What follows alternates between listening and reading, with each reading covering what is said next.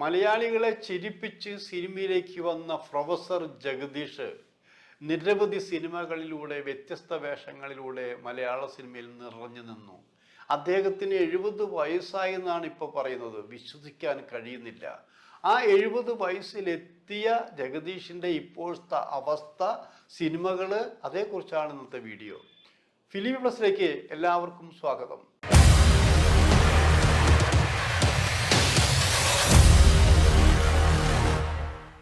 ചിരിപ്പിക്കുക അത്ര വലിയ മിടുക്ക് അല്ല എന്ന് പറയുന്നവരുണ്ട്.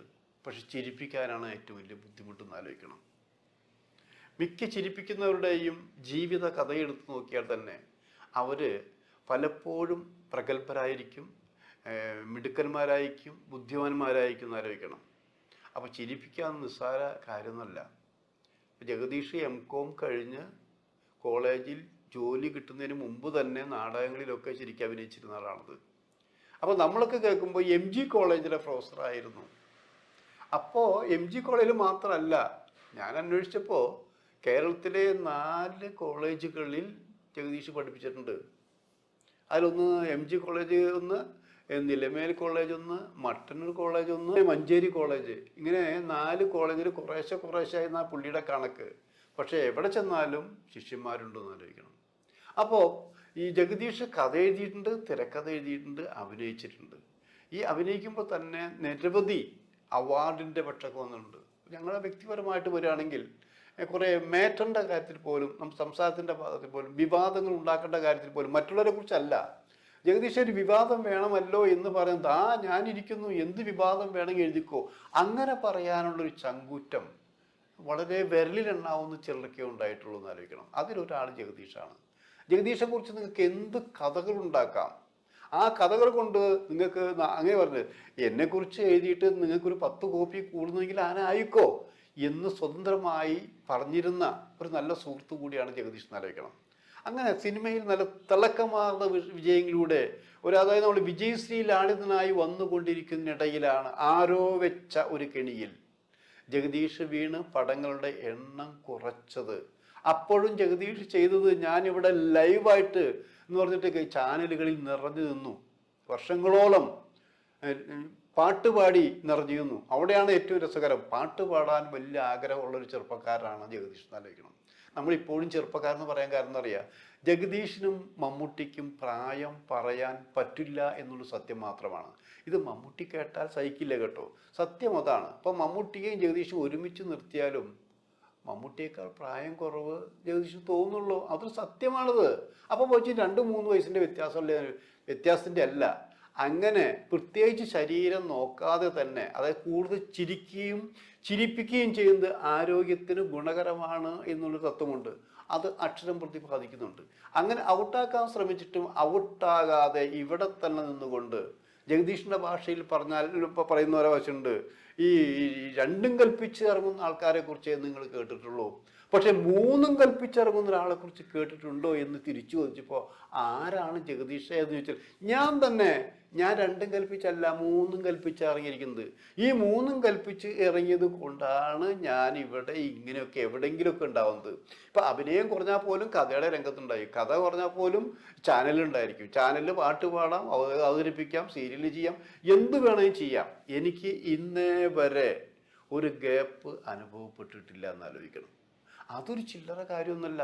ഈ 70 വയസ്സ് ആയെന്ന് പറയുമ്പോഴും ഓടി നടന്നുകൊണ്ടാണ് വർക്ക് ചെയ്തുകൊണ്ടിരിക്കുന്നത്. പക്ഷെ വേറൊരു കാര്യം കൂടി ആലോചിക്കേണ്ടതുണ്ട്. നമ്മൾ ഇപ്പോൾ ജഗദീഷിൻ്റെ റോളുകൾ, സിനിമകൾ കാണുന്ന ആൾക്കാരുണ്ട്. എങ്ങനെ ഇത്രയും ക്രൂരമായ കഥാപാത്രങ്ങളെ അവതരിപ്പിക്കാൻ ജഗദീഷിന് കഴിയുന്നു? ഈ ആൾക്കാർ ചിരിപ്പിക്കുന്നൊരു മനസ്സിൽ നിന്നാണോ ഇങ്ങനെ വന്നത്? ഞാൻ തിരിച്ചൊന്ന് ചോദിക്കട്ടെ. ക്രൂരമായ വില്ലന്മാർ മലയാള സിനിമയിൽ കുറേ പേരുണ്ട് എന്നായിരിക്കും. ജനാർദ്ദനൻ, കൊച്ചി ഖനീഫ, അങ്ങനെ തുടങ്ങിയ കുറേ പേരുണ്ട്. അവർ പിന്നീട് വലിയ കൊമേഡിയൻസായി മാറിയില്ലേ? അപ്പോൾ ചിരിപ്പിക്കുന്നവർക്ക് വില്ലനാവാൻ കഴിയും, വില്ലന്മാർക്ക് ചിരിപ്പിക്കുക. അതായത് അഭിനയത്തിൻ്റെ എല്ലാ സർഗശക്തികളും സിദ്ധികളും ഇവരുടെ പക്കലുണ്ടെന്ന് ആലോചിക്കണം.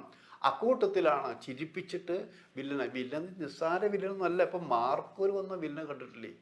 ലീലയിൽ വന്ന വില്ലനെ കണ്ടിട്ടില്ലേ? കിഷ്കിന്ധാകാന്ഡത്തിൽ വന്ന വില്ലനെ കണ്ടിട്ടില്ലേ?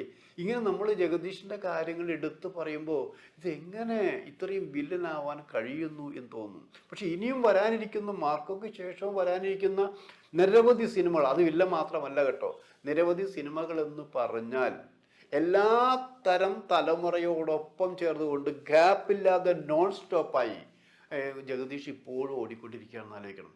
അപ്പം ഞാൻ ഇടയ്ക്ക് ഇങ്ങനെ സംസാരിക്കും, ജഗദീഷേ നിങ്ങൾ ഈ ജലാംശം എന്നുള്ളൊരു സിനിമയുണ്ട്, സത്യത്തിൽ എൻ്റെ മനസ്സിൽ ഇപ്പോഴും ഇങ്ങനെ നിൽക്കുക. നിങ്ങൾക്ക് അന്ന് അവാർഡ് തരാത്ത അവാർഡ് ജൂറിയോട് സത്യത്തിൽ എനിക്ക് അമർഷമുണ്ട് എന്ന് പറഞ്ഞപ്പോൾ അത് ജഗദീഷിൻ്റെ ഒരു സ്റ്റൈലൻ പൊട്ടിച്ചിരിയുണ്ട്, അത് പറഞ്ഞ ചിരിയുണ്ട്. ഈ ചിരി അല്ല കേട്ടോ, അതൊരു വേറെ ചിരി. അങ്ങനെ ചിരിച്ചിരിച്ച് പറയുക, എൻ്റെ പല്ലിശ്ശേരി ഈ അവാർഡിന് പരിഗണിക്കുക എന്ന് പറഞ്ഞാൽ തന്നെ എനിക്ക് അവാർഡ് കിട്ടിയതിന് തുല്യ, അറിയോ? എനിക്കത് മതി. കാരണം നിസ്സാരക്കാരല്ലല്ലോ, മറ്റു വമ്പന്മാരോടൊപ്പം അവരുടെ സിനിമകളോടൊപ്പം മത്സരിച്ചിട്ടാണ് ഒരു റൗണ്ട്, അവസാന റൗണ്ടിലൊക്കെ എൻ്റെ പേര് വരുന്നത്. അത് നിസ്സാര കാര്യമില്ല. ഞാൻ അതുകൊണ്ട് സംതൃപ്തനാണ് എന്ന് ആലോചിക്കണം. നിങ്ങൾ ഈ പറയുന്ന ജലാംശത്തിൽ നല്ല റോളാണ് ചെയ്തിട്ടുള്ളത്, പലരും പറഞ്ഞു എനിക്ക് അവാർഡ് കിട്ടും എന്നുള്ളത്. അത് ശരിയാണ്. പക്ഷേ എന്നേക്കാൾ നന്നായിട്ട് വേറെ അതിനേക്കാൾ നല്ല സിനിമ വന്നപ്പോൾ ആ നടന് കിട്ടുമ്പോൾ ഞാൻ എന്തിനു അസൂയപ്പെടണം? അതല്ലേ വേണ്ടത്. അപ്പം അതുകൊണ്ട് എനിക്ക് ഖേദമൊന്നുമില്ല. ഒരു സത്യം വേറെ അറിയണം, ഇങ്ങനെ പറ്റും. ഈ കഴിഞ്ഞ വർഷത്തെ അവാർഡ് ചാച്ചോ എൻ്റെ വീട്ടിൽ 15 ചാനലുകാർ വന്നു. ജഗദീഷാണ് പറഞ്ഞിട്ട്, ഞാനല്ലേ ജഗദീഷ് ഇങ്ങനെ പറഞ്ഞു 15 ചാനൽ. ഞാൻ എന്താ നിങ്ങൾ വന്നേ? അല്ല ഇത്തവണത്തെ അവാർഡ് ജഗദീഷിനാണല്ലോ. എനിക്ക് ഏത് പടം എന്ന് ചോദിച്ചു. അപ്പോൾ അത് പറഞ്ഞ് ഫാലിമി എന്നുള്ള പടമാണെന്ന് പറഞ്ഞ്. ഫാലിമിയേക്കാൾ നല്ല പടം ഞാൻ ചെയ്തിട്ടുണ്ടല്ലോ. അപ്പം അവാർഡ് അവർ ഉറപ്പിച്ചു. അവർക്ക് എന്തോ ചോർന്ന് കിട്ടിയ രഹസ്യമായിട്ടാണ് വീട്ടിൽ വന്നിരിക്കുന്നത്. പക്ഷെ അവാർഡ് പ്രഖ്യാപിച്ചത് വിജയരാഘവനാണെന്ന് ആലോചിക്കണം.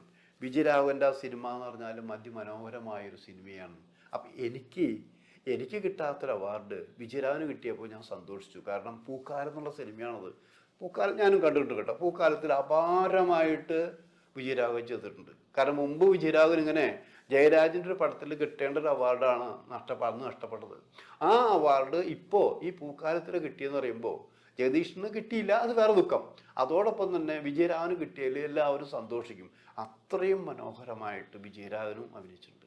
അപ്പോൾ ജഗദീഷ് പറഞ്ഞത് ഇത്രയാണത്, എനിക്കിങ്ങനെ അവാർഡുകൾ കിട്ടണ്ട, ഈ അവാർഡിനെ പരിഗണിച്ചാൽ മതി. അത് തന്നെ എനിക്ക്, ഞാനിങ്ങനെ ഷോക്കേസിൽ വയ്ക്കുന്ന അവാർഡ് സൂക്ഷിക്കുന്ന പോലെ അവാർഡ് സൂക്ഷിച്ചുകൊണ്ടിരിക്കുകയെന്നാണ്.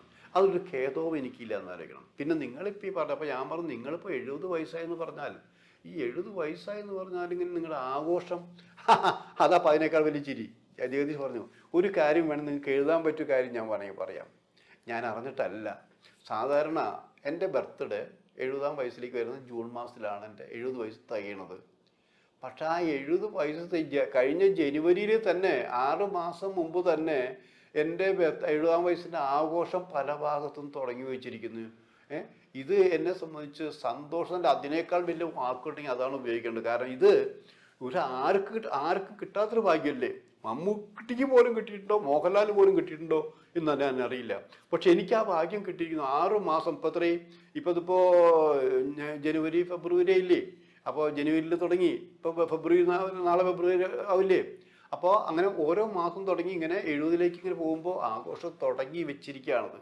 അത് എന്നെ സംബന്ധിച്ച് ഏറ്റവും വലിയ സന്തോഷമുള്ള കാര്യമാണത്.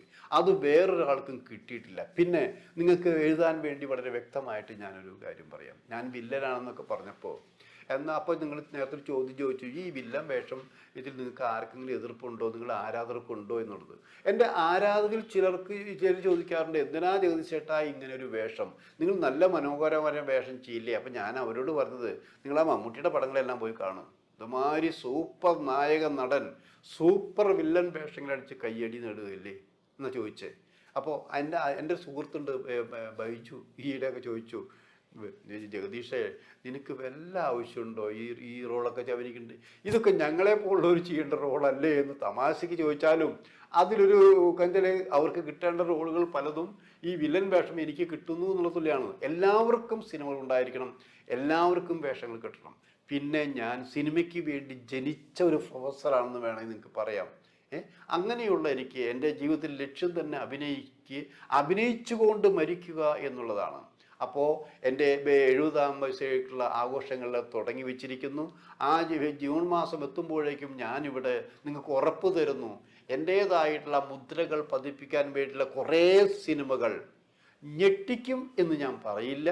പക്ഷെ നിങ്ങൾ സിനിമകൾ കണ്ടിട്ട് ഞെട്ടിച്ചു എന്ന് തന്നെ വിളിച്ചു പറഞ്ഞാൽ മതി, അത്രയേ എനിക്ക് പറയാനുള്ളൂ എന്ന് പറഞ്ഞുകൊണ്ട് ഒരു നീണ്ട ചിരി പാസാക്കി.